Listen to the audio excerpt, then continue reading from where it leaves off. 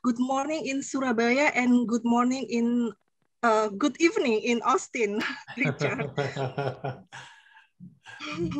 Distinguished participant, dear senior, dear colleague and friends, and dear students, welcome. My name is Rosa Ristawati. Today we have a very special agenda of public lecture by Professor Richard Albert.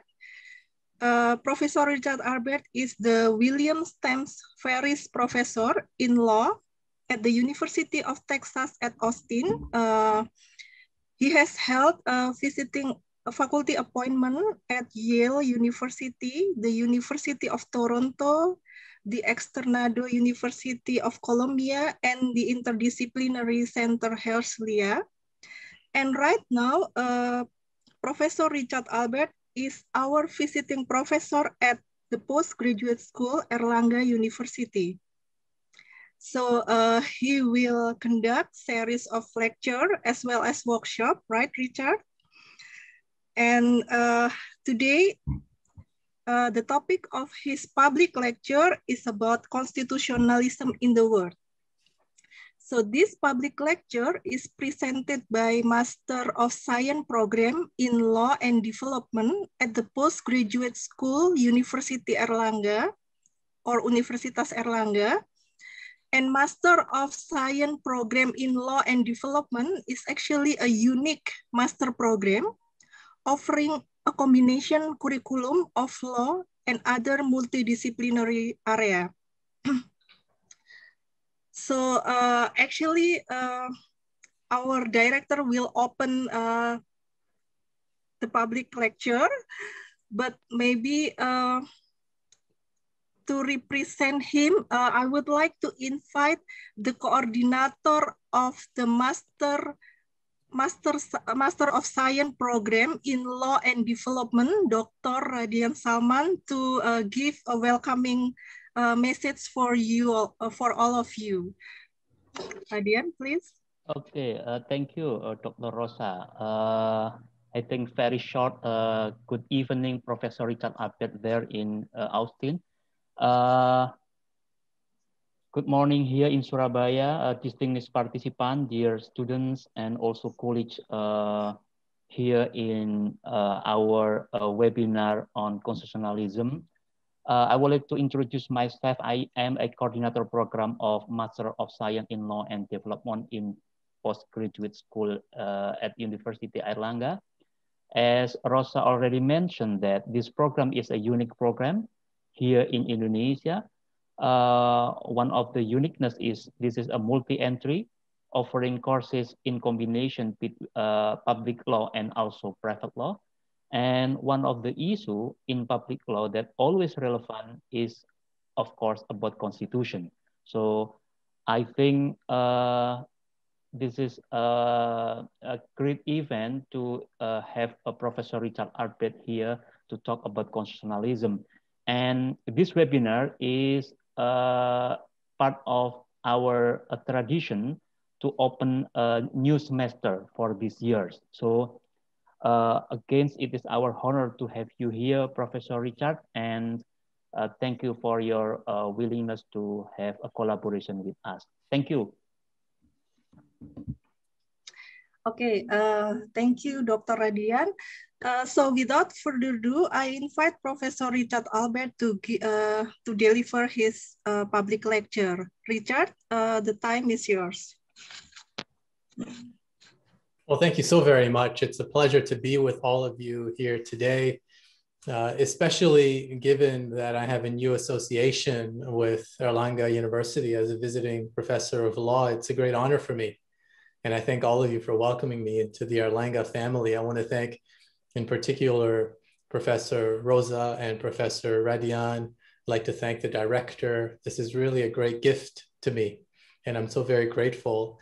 And I think this is a beginning of an ongoing relationship that we will have together in the weeks and the months and the years ahead. I should say, however, that this is not my first time interacting with this great community at Erlangga. I came to visit you in November 2019, December 2019, 2019 to meet you and teach your students and have exchanges with your faculty. It was a wonderful visit hosted by Professors Rosa and Radian and hosted by the university. So I feel very comfortable and at home at Erlangga in Surabaya. And so I thank you all so very, very much. I want to invite you to come back with me to the year 1789.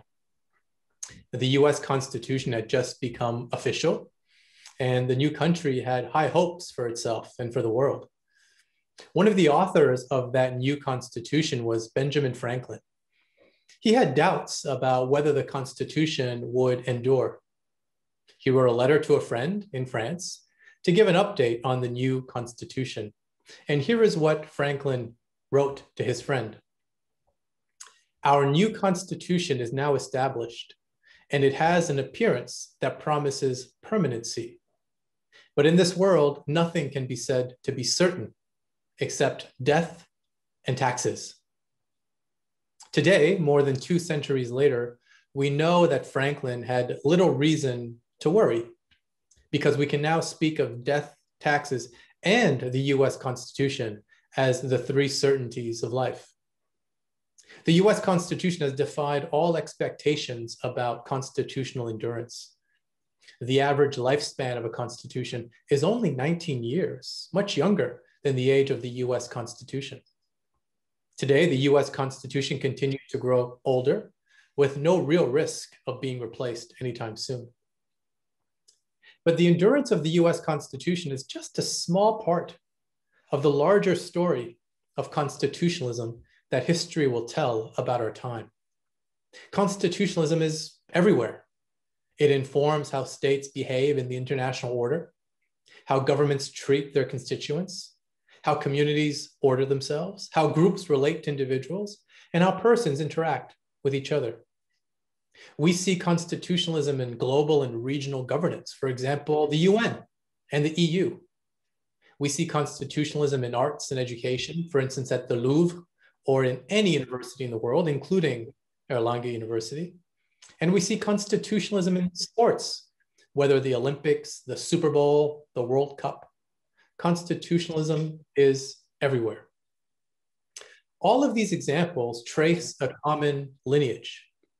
The UN has the Universal Declaration of Human Rights. The EU has a body of constitutional treaties. FIFA has a rule book. Corporations have charters, and universities have honor codes. What unites each of these is their shared ancestral bond in the written constitution. The written constitution. Constitutions can, of course, exist without a written constitution. But in our day, in our time, right now, we treat a written text of higher law as synonymous with constitutionalism. Written texts and the tradition of writtenness are central to our understanding of constitutionalism. And it makes sense because across the ages, humanity has developed a profound reverence for texts, for the primacy of written rules.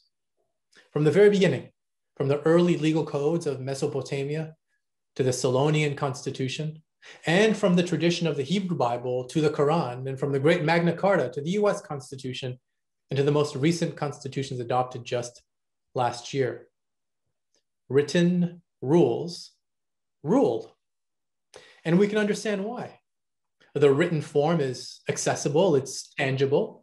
It invites the reader to take hold of the text as her own and to engage with it in ways that inspire confidence and reassurance that the rules will be applied as written, precisely because they are written.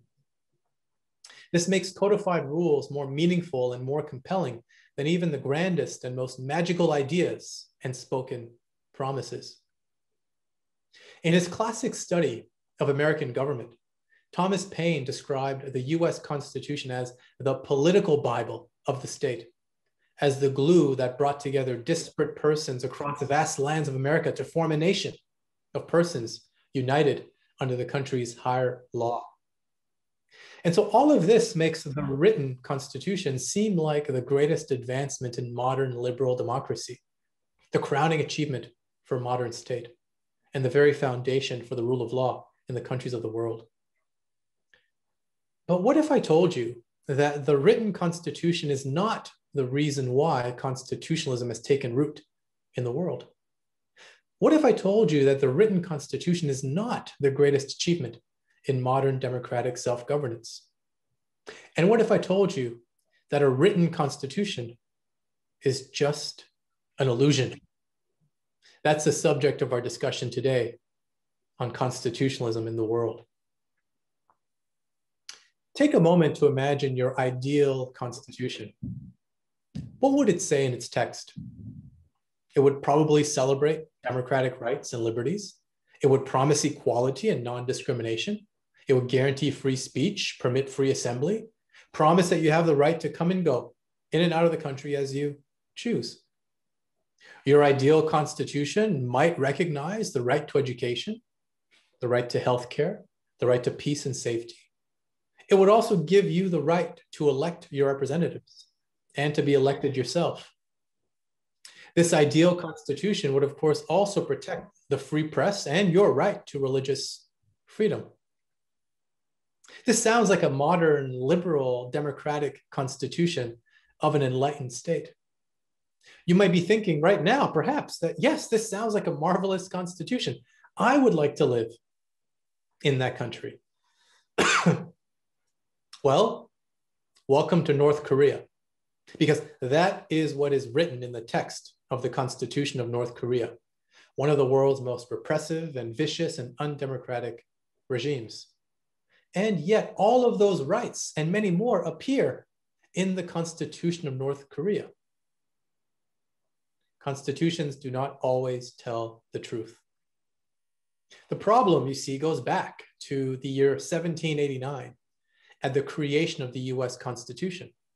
The success of the United States as a country under its written constitution gave rise to a strong association between constitutions and democracy. And by the early 19th century, written constitutions became synonymous with democracy and with constitutionalism. They became interchangeable terms. That was the beginning of the problem. The problem is that this association between written constitutions and constitutionalism presented an opportunity for authoritarian leaders. They would write down democratic promises in their constitution, even if they had no intention of honoring those promises. But why? Why write a constitution and put into it promises that you do not intend to keep? The answer, I think, is clear. It's to exploit the positive identification that existed then and still today between a written constitution and the values of constitutionalism, namely democracy, the rule of law, and human rights. You see, authoritarian leaders conceal their true intentions behind a strategically drafted constitution that appears by its words to embrace the values of constitutionalism, but that in reality is only a facade. These constitutions are no more than a smokescreen. And so in many parts of the world today, we find a legal and political culture of written constitutions without the liberal democratic culture of constitutionalism. But this problem extends beyond authoritarian states. In every single country of the world, there is a gulf between the written constitution and the actual lived constitution, what we can call the real constitution. No regime successfully fulfills all of its written constitutional commitments. No country delivers on all of the promises that its constitution makes. But it's not always because of bad intentions. Let me give you some examples. There are archetypes of bills of rights in the world. And one in particular is what I want to call an aspirational Bill of Rights. This archetype codifies constitutional rights, the same ones that you might wish for yourselves, the rights to expression, to religious freedom, to equality, all of the ones that are associated with liberal democracy. But aspirational rights do not satisfy themselves with simple statements of citizen rights and freedoms. They try to do more. An aspirational Bill of Rights speaks broadly and boldly in ambitious language. It rejects the existing limitations of contemporary society as it is, and it instead reaches far into the future to imagine society as it could be. And so these aspirational bills of rights seek to transform society. They make a commitment to delivering social and economic rights to the people, the right to housing, the right to food, the right to a minimum wage, to paid holidays, to free education. Rights that are intended to give every person a meaningful life of safety, stability, fulfillment, and affirmation as a whole person. We see these kinds of constitutions in Poland, in Uzbekistan, in Belarus, many countries of Eastern Europe, but of course in other parts of the world too.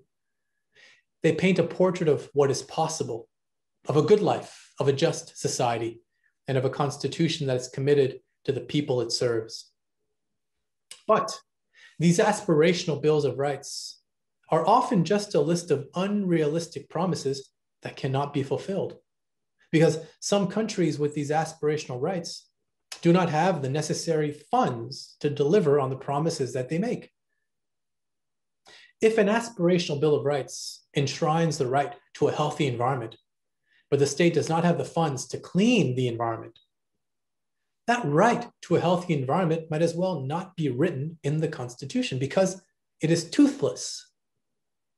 Consider the Constitution of Bolivia. Article 16 promises the right to food to all people. It's an admirable objective because it seeks to ensure that people in the country have proper nutrition. But according to the UN, 20% of Bolivians are undernourished. So you see, there is a disjunction here between what the Constitution says and how people live. Or consider the Constitution of Mexico. Article 123 declares that equal wages shall be paid for equal work, regardless of sex. But today in Mexico, the gender wage gap is 19%. The same phenomenon exists with environmental rights. In 2008, Ecuador inserted the rights of nature into its constitution. At the time, Ecuador ranked number 22 in the world on environmental health. That's pretty good. But by the year 2020, just last year, Ecuador had dropped to number 56 in the world. How does that happen? The Constitution says you have a right to a clean environment. You give rights of nature and you put those in the Constitution, but environmental quality declines. How can that be? Well, the message to me is clear. Beware the cult of constitutional codification. Constitutional promises mean nothing without political action because constitutions alone cannot guarantee rights. Political actors have to build political will, and they must exercise fiscal discipline to deliver on the promises that their constitution makes. Because when a constitution says something, but means another, there are real costs involved. There's a real risk to an aspirational Bill of Rights because it risks evaporating from the Constitution all of its substantive force, and with it the hope of cultivating a people that abides by and respects the rule of law. Think about it. If a constitution promises the right to shelter, to food, and to a job, and if you walk down the street and you see a homeless person asking for money to eat or for help for themselves and their children, if they have no prospects for a job despite their best efforts, if people are starving, then those who have read the Constitution and then witnessed these disastrous social conditions, those people will come to no other conclusion but that the Constitution does not mean what it says. And the consequences can be severe for the rule of law in that country, for social cohesion in that country, and for the prospect of building a culture of constitutionalism. Those people will lose faith in the Constitution, and they'll doubt the power of government to improve their lives in the way the Constitution has promised. They will see the Constitution as little more than just a piece of paper. This mismatch between the constitutional text and constitutional reality is not limited to aspirational rights that promise social and economic rights. This mismatch is evident for all rights, civil rights, political rights, and human rights too. Most of us, I think, believe that it's a good idea to codify rights in the Constitution, that it's a good idea to put more rights into the Constitution because the more rights, the better. The better for our lives, the better for democracy, the better for our country. but that view is incorrect. You may be surprised to learn that codifying rights in a constitution may not have much of an effect at all. You may be surprised to learn that writing down more rights in a constitution does not correlate with a better democracy. Having more rights in the Constitution does not necessarily lead to living a better life, does not necessarily lead to having a better, stronger democracy. Let me explain. If you examine all of the world's constitutions and you count the number of rights in each of them, you can generate a list of the top 10 constitutions in the world according to the number of rights that they have in their text. Number 1 in the world is Ecuador. Its constitution protects 99 rights. Number 10 is Brazil, and its constitution protects 79 rights. Who else is in the top 10? Mexico, Angola, Venezuela, Serbia, Armenia, Bolivia, Cape Verde, and Portugal. Those are the top 10 countries in the world for total rights in the constitution. Here's the interesting point. None of those countries in the top 10 for rights, none of those countries ranks in the top 10 for most democratic countries in the world. Let me repeat that. No country in the top 10 for constitutional rights ranks in the top 10 for the quality of democracy. This is surprising, isn't it? Because one could reasonably expect a correlation between rights and democracy, but there is no correlation, let alone a causation between more constitutional rights and better democracy or better quality of life. So the point here is that constitutions are not self-enforcing. If you want to protect rights, you must do more than simply write them down in the Constitution. Protecting rights requires political will, strong institutions, and respect for the rule of law. Let me surprise you with another fact. If you build a list of the world's top 10 worst violators of human rights, you will see that they codify more constitutional rights than some of the world's leading liberal democracies that do not protect many rights at all. So the world's worst violators of human rights are the Democratic Republic of Congo, Syria, South Sudan, Somalia, North Korea, the Central African Republic, Chad, and Equatorial Guinea. Each of these human rights violators has a constitution, of course. And each of these constitutions promises more rights than so many of the world's leading liberal democracies, including Australia, France, Denmark, and the Netherlands. And so the point by now should be clear. You cannot believe everything you read in a constitution. And so it's not uncommon for authoritarian regimes to conceal their evil aims behind a constitution that appears to be democratic, but in reality is only a facade. So far, we've been discussing the limits of written constitutions. I've been showing you that the idea of a written constitution is really an illusion because no constitution is ever fully written. And often what constitutions say in their text does not really reflect the lived reality of the people who live under that constitution. There's another reason why a written constitution is just an illusion, because sometimes written constitutions change in ways that are not reflected in the text of the Constitution. In other words, the authoritative legal meaning of the Constitution changes, but the words of the Constitution remain the same. So think back to the US Constitution, which I began our time together with. Even that Constitution is not an exhaustive list of its own rules and rights, the world's first codified Constitution. Because much of what we know and understand as the Constitution of the US exists outside of the text of the Constitution. For example, the US Constitution has a contracts clause that expressly prohibits states from impairing the obligation of contracts. And yet today, it's lawful, it's permissible for states to intervene into contract with good reason. The US Supreme Court approved this practice during the Great Depression as an emergency measure.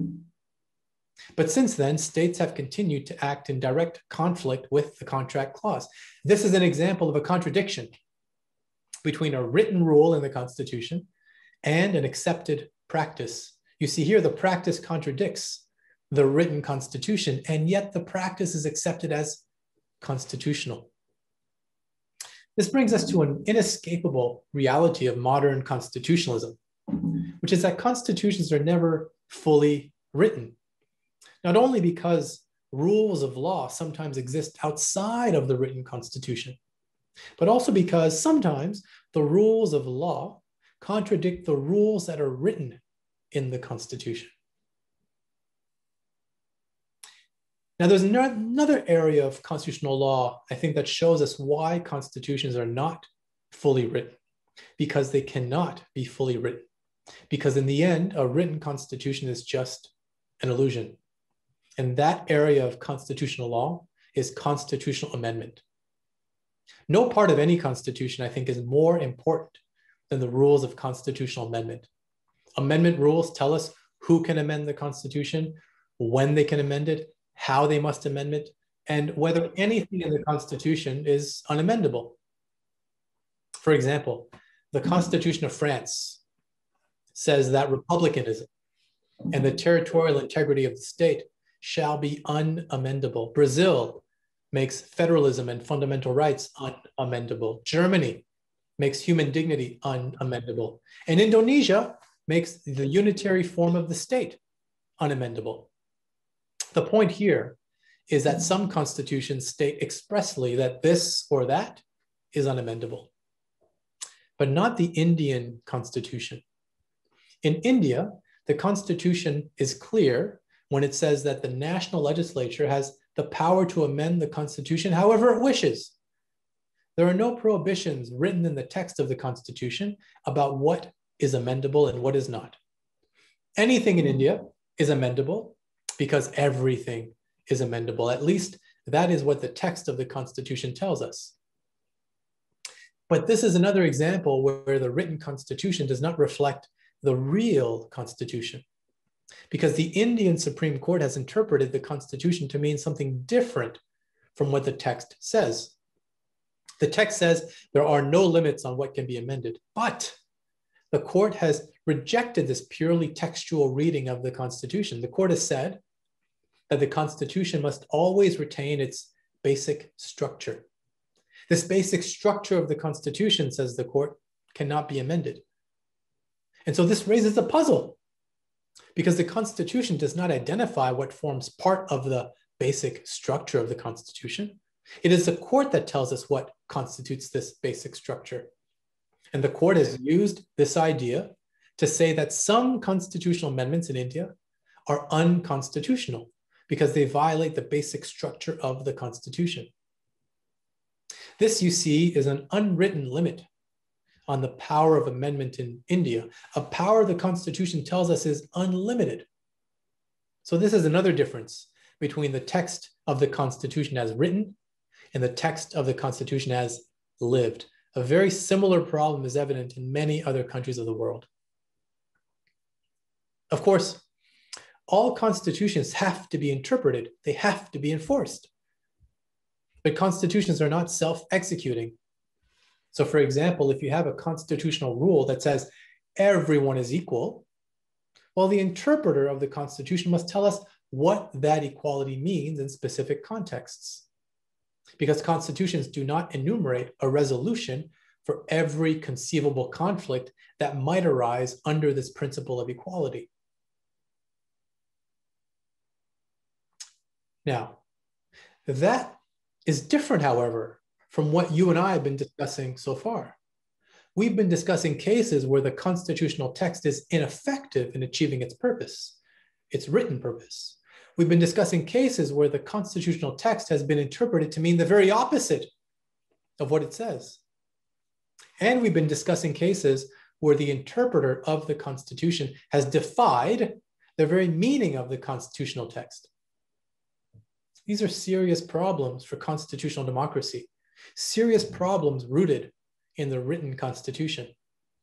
These problems are ubiquitous in the world. No matter the country, no matter the region, these problems appear everywhere. And they appear everywhere because a written Constitution is just an illusion. So where does this leave us? I think it leaves us with many questions. Has the written Constitution lived up to its promise? Has it delivered the public goods we imagined it would? Has it successfully regulated the exercise of public power? And has it managed to protect rights, human rights, civil rights, political rights? We can ask the question in a different way. Is modern constitutionalism stronger today, better today, because of the written Constitution? I think the answer is complicated. In some ways, the answer is certainly yes, insofar as constitutionalism is rooted in the democratic values of the rule of law. The written Constitution marks a giant leap forward for fairness, predictability, and notice. But in other ways, the written Constitution has made it possible for political actors to do great harm to the principles of constitutionalism, because the advent of the written Constitution has spawned a troubling form of constitutionalism, a form of constitutionalism that threatens to become more of a cult of constitutionalism. So what can we do to protect the integrity of the written Constitution? My written Constitution, your written Constitution in Indonesia. We'll come back to our discussion of the different types of bills of rights. I described to you an aspirational Bill of Rights, one that promises rights but does not always deliver. There's an alternative model that may be better for the integrity of the written Constitution. Some countries have what we can call a pragmatic Bill of Rights. This kind of Bill of Rights recognizes that the state has an important role in improving the lives of its people. But a pragmatic Bill of Rights recognizes that the state may not always have the money needed to fulfill that mandate. And it also recognizes that the choices made in how to allocate limited public funds may be a non-justiciable matter. And so the result is that a pragmatic Bill of Rights requires a state to do what is within its capacity to move progressively toward delivering social and economic rights for all of its people, like the right to housing, to food, to healthcare, to a clean environment, just to name a few examples. These rights and privileges are forward-looking directives of social policy that are intended to guide policymakers in their choices. But their choices about how to achieve this progressive realization of social and economic rights and about how fast to get there, those choices are not ordinarily justiciable, meaning that they cannot be enforced in a court. And we see this kind of a pragmatic Bill of Rights with some variations in India, in Ireland, and in South Africa and elsewhere. I think this model of constitutional rights has many virtues.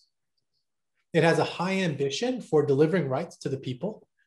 It inspires hope that the country will one day reach its full promise of liberty and social progress.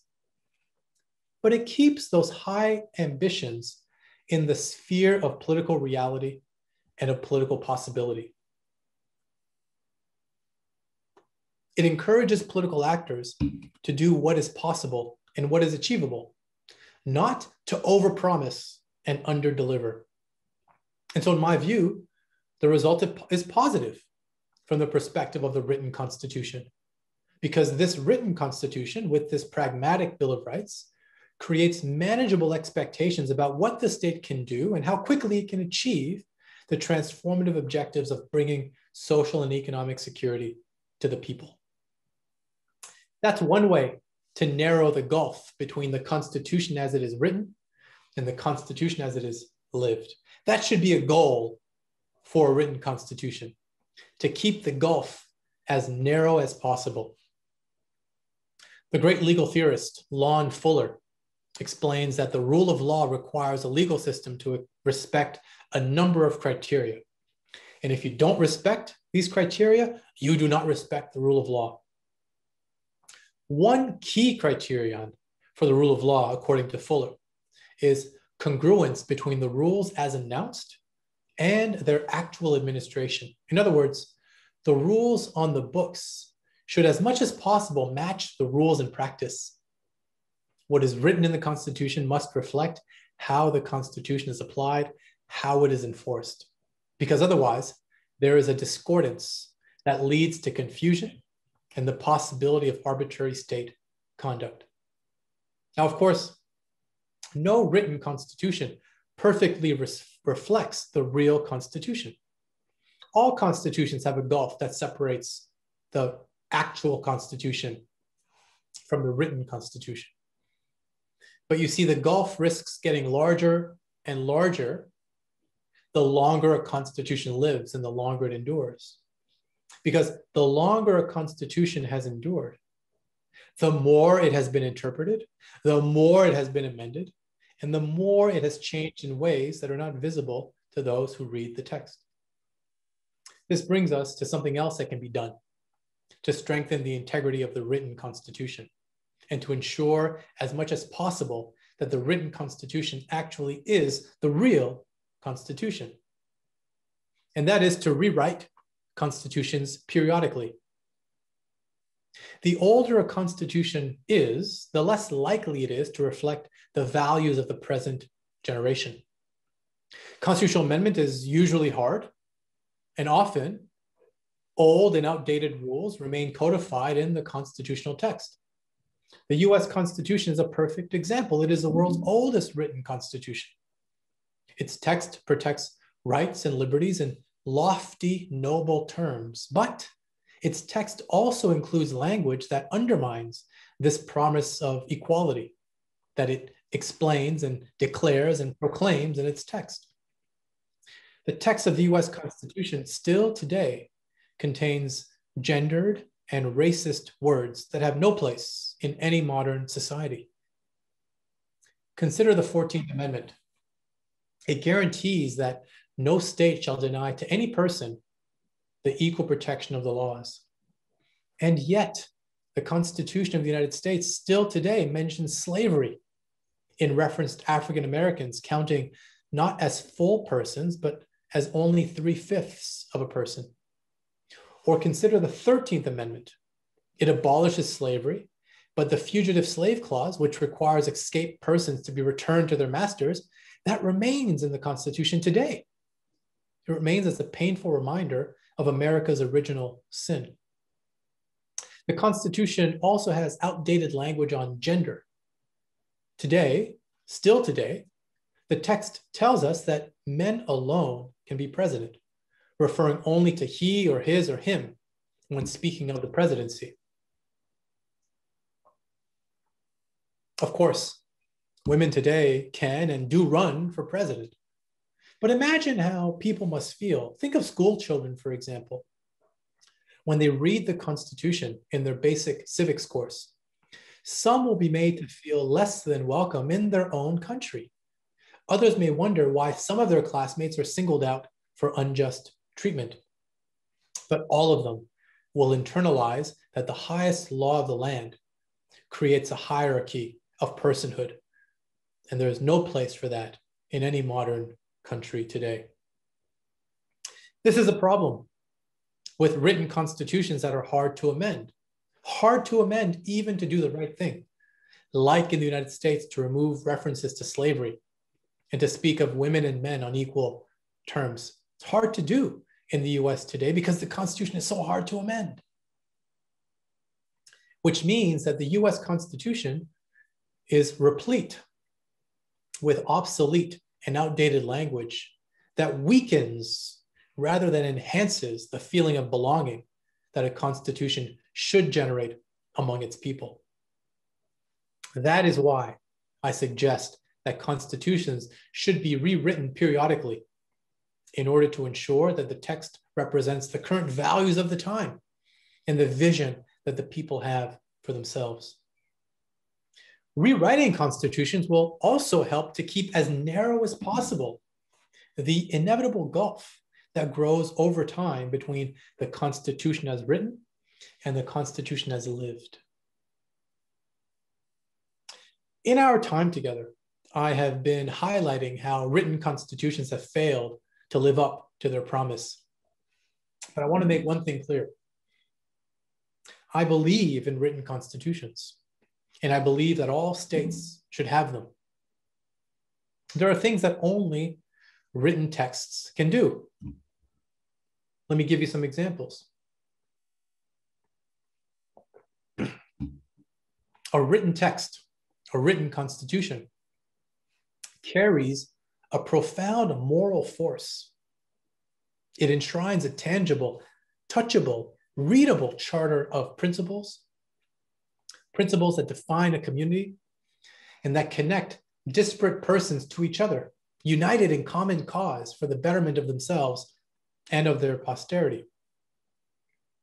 At its best, at its very best, a written constitution can become more than just a place to locate the rules of law. It can become a powerful symbol of nationhood and of identity. We might think that writing down a constitution would entail freezing time at the moment of the founding design, but that would be wrong. Because a properly operational written constitution always offers a way to update the text, to keep it current, to allow political actors and the people to make sure that the text is congruent with reality. And when a written constitution operates correctly in this way, that constitution then becomes more than just a text. It becomes a window into the soul of the people.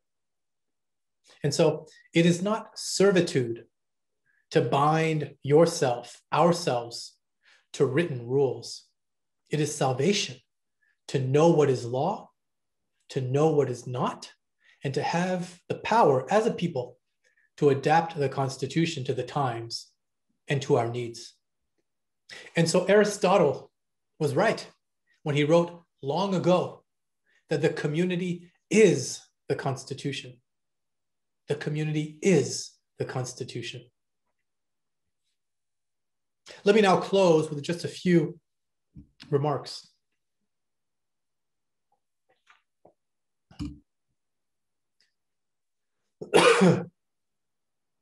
The written constitution is an illusion, and it always will be an illusion because no constitution can ever be completely written. Yet the written constitution is the greatest advancement in modern government, perhaps in the history of democracy. And we must honor that legacy by striving always to keep the constitutional text aligned with the values and the needs of the people for whom the Constitution was written. Thank you so very much for your time and your interest. I look forward to our discussion. I welcome questions from you.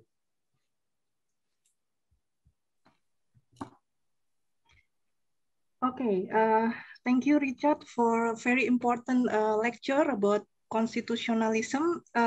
So shall I open the Q&A session? I believe that all of our students is excited with the topic. I know I have Kalila here and Aura. Maybe you have a question, please.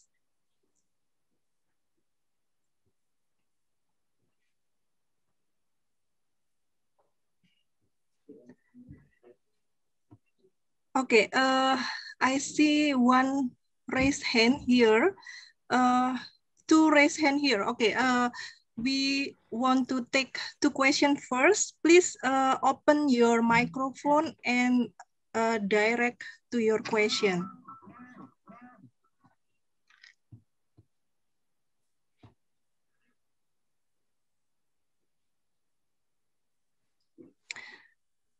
Maybe the host can help to unmute the microphone of the participant who want to ask. Cecito Fatima,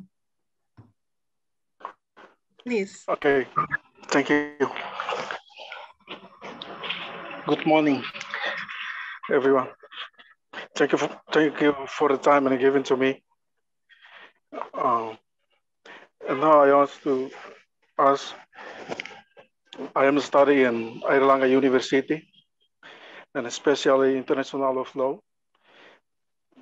And now I want to ask, because I'm studying especially international law today, I want to ask about international law relates to the constitution in a country. Now, what if one of the content of an international agreement is again the country constitution? Whatever the state will continue to participate in the agreement or not? Thank you. Okay, thank you, Cecito. Richard, you want to respond directly or we expect another question and then you want to respond? I'm happy to respond. I believe, okay. Professor Rosa, the question was, what if a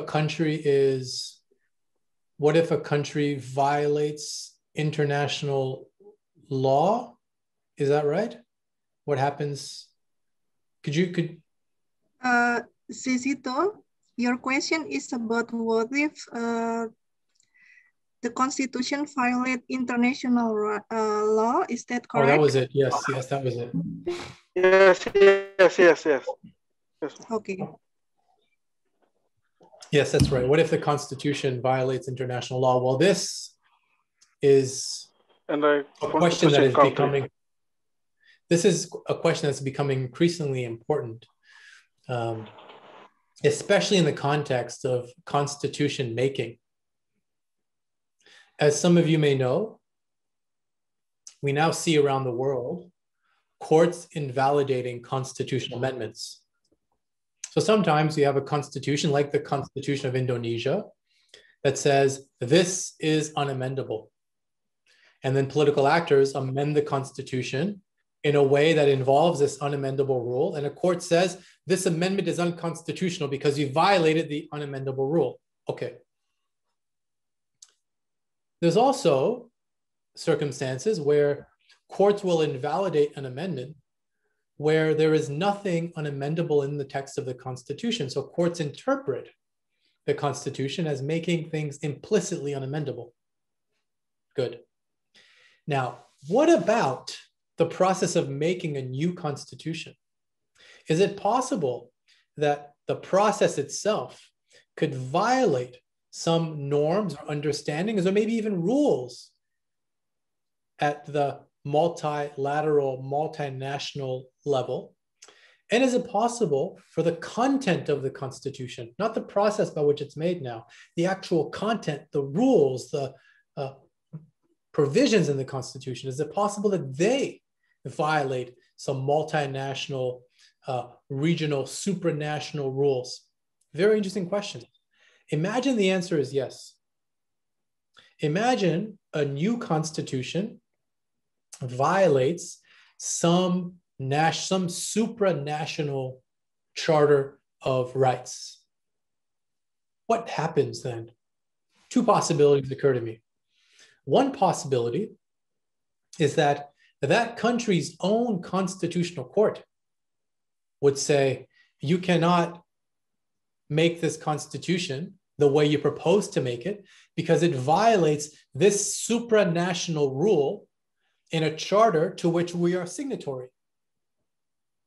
The second possibility is that a supranational body would say that that constitution cannot be made because it violates this supranational rule. Now, there have been instances in which we've seen a constitutional amendment invalidated or at least declared to be incompatible with the Constitution because it violated a supranational norm or law or rule. This happened in Nicaragua. This happened in Togo. But we haven't yet seen an example of a constitution itself being held to violate an international law. It's an interesting question, which is why about 10 years ago or thereabouts, there was a big conference organized by the president of Tunisia.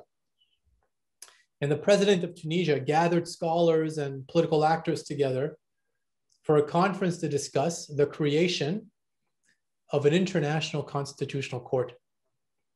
And what was proposed at that meeting was to design this supranational body that would oversee the constitutional activity of countries around the world.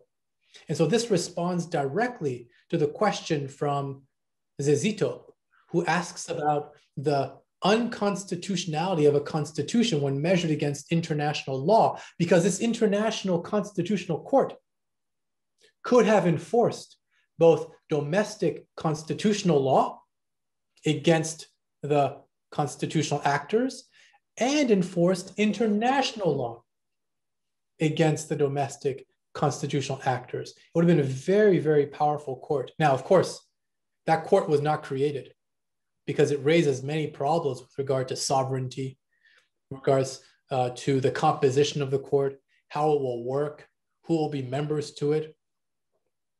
But the point, I think, is a larger one, which is the one raised by Zezito, which is, can a constitution violate international law? And if yes, what happens?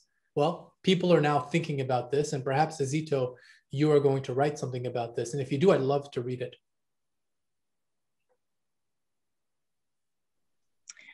Thank you. I hope that answer your question, yes, Zezito. Richard, we have one question in the chat box. So I will read the question. The question from Eduardo Saratonga. So he said that, good morning, Professor Richard. I would like to give a few questions. Does international constitutionalism need democracy? That's the first question. And then the second question is the democracy is the answer to the incompleteness, shortcomings, and paradoxical effect of international constitutionalism? So I think both participants are interested in the field of intersection between constitution and international law. Yeah, that's a good yes. idea, I think. Yes, they're both interested in that intersection, and with good reason, because it's a fertile ground for more research. And so I encourage both of them and others to write on this subject, because a lot of people are asking these questions, but we just don't have good answers yet. So please do write, and I would love to read them, your papers and your works. So the question is, does international law require democracy? So imagine you have, as we do now, this global community of states. Does the integrity of international law require respect for democracy and democratic values? I think the answer is yes, but that doesn't solve our problem, because our problem is to define what democracy demands, what democracy requires. It's very easy to say, yes, the integrity of the international community requires democracy, but that doesn't answer the question. What does democracy itself require? Does it require simply free and fair elections, and that's it? Does it require something less, maybe just elections, whether they're free or fair? Or does it require much more? Does democracy require free and fair elections, rights and liberties, and not just negative rights, but also positive rights? These, I think, are important questions that have yet to be resolved. Now, what we see today in the world is that the international community of states includes both democratic states and non-democratic states, even anti-democratic states. And so we see that it is possible to have an international community of states that includes countries that do not respect democracy. But the question is it working? Is it working well? And I think the answer is no. The answer is no. Things would work a lot better if there were a shared set of values around which the community of states could gather to help address the problems of the world. But that is not what we have. And so here's an alternative. Here's an alternative. Perhaps instead of thinking about the international community of states, the global community of states, where defining democracy might be difficult, perhaps impossible, in a way that all countries can agree to, no matter what region of the world they come from, What about having regional understandings of democracy? Imagine, do you think that it's likely that there's a shared understanding of what democracy requires among the countries of South America? Maybe. It's probably right that Brazil agrees with Chile, and they agree with Colombia, and they agree with Argentina. Probably there's a shared understanding of what democracy requires. Do you think that it's possible that there's a shared understanding of what is required for democracy among, let's say, Kenya and Senegal and Ethiopia? Perhaps. What about a shared understanding of democracy among Ireland and France and Germany? Perhaps, and there we have a test. We have a test case because that is what the European Union does, yes? It's an effort to create a shared understanding of how we do governance, how we do democratic governance. So I think to answer the question, we should take it in smaller bites. Let's think instead of regional understandings of democracy first, and then maybe think about more global understandings of democracy, because it'll be easier to achieve the former than it is to achieve the latter.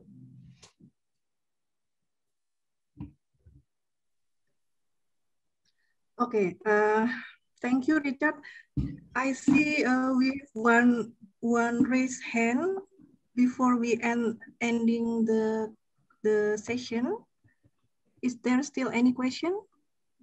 Because unfortunately, the time is already 10 o'clock here, and I believe that it's, oh, Radian has a question. Yes, of course, Professor Radian, yes. Thank you, Dr. Rosa. Professor Richard, your first opening said that Constitution is just illusion. Then it makes me pessimistic on written Constitution, especially also in our country. And you can see that agenda of amendment or constitutional reform is always elite political agenda setting. So this is not coming from grassroots, not from coming to the society. So the agenda of constitutional reform is always about the power among a state organ. My question is, how is then the future of or possibility of a plebiscite or referendum? Maybe you may compare which one is better in terms of life of constitutionalism, a country equipped with referendum or a plebiscite, or a country equipped with amendment in the hand of the political actor. Thank you. I absolutely love this question because it's such an important question.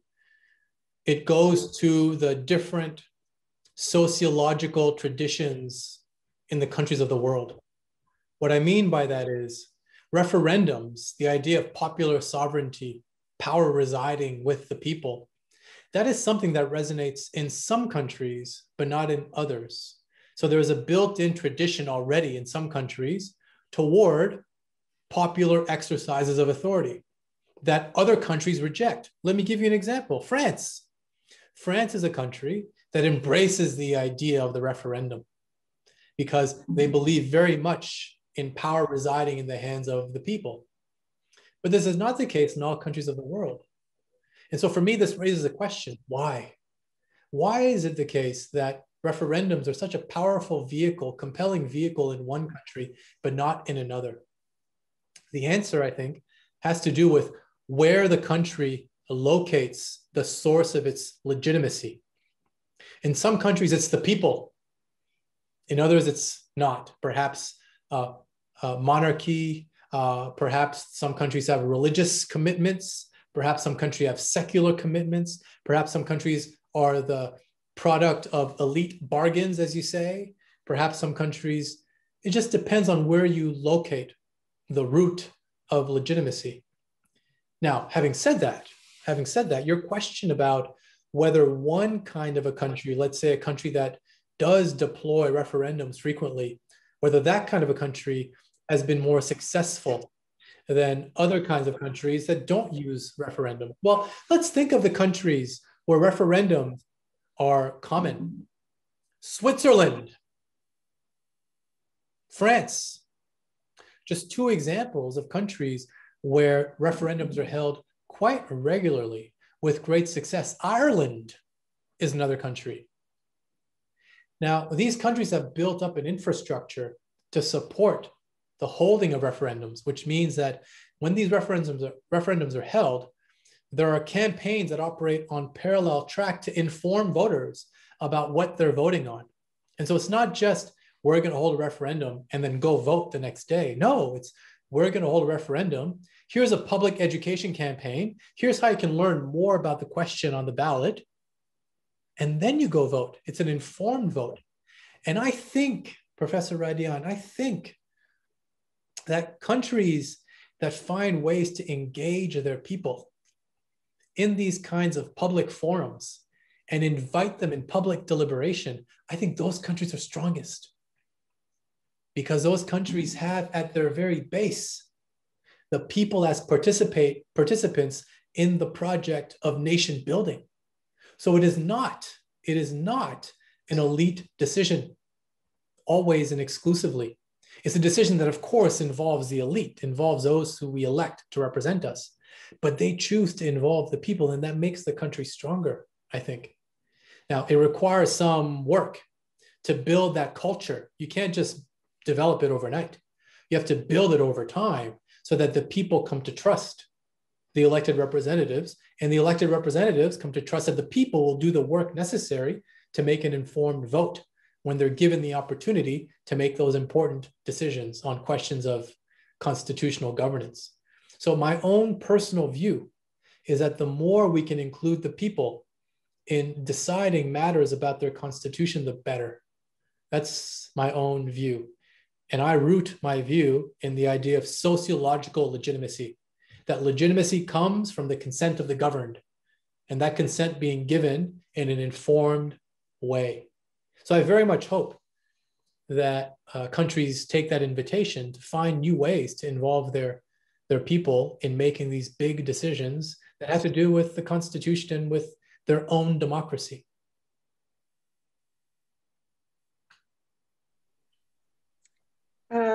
Thank you so much. I think I have to say that that was the last question because we are now 10 o'clock here. And thank you again for Professor Richard Albert for a very important and interesting topic on constitutionalism in the world. And yeah, I know that there are still so many questions from our students, but maybe we can continue in other upcoming agenda because Professor Richard Albert is right now a visiting professor in the Graduate School of Universitas Erlangga. So it is always an honor to have you, Richard. And I will surely see you again in our upcoming agenda. And for the participant, thank you very much for your attention. And for further information about our agenda and our program, please visit our website and Instagram at Pasca Sarjana UNAIR. And yeah, I wish that this public lecture will be the starting lecture for our upcoming agenda. Thank you so much, Richard. Have a good rest, I think.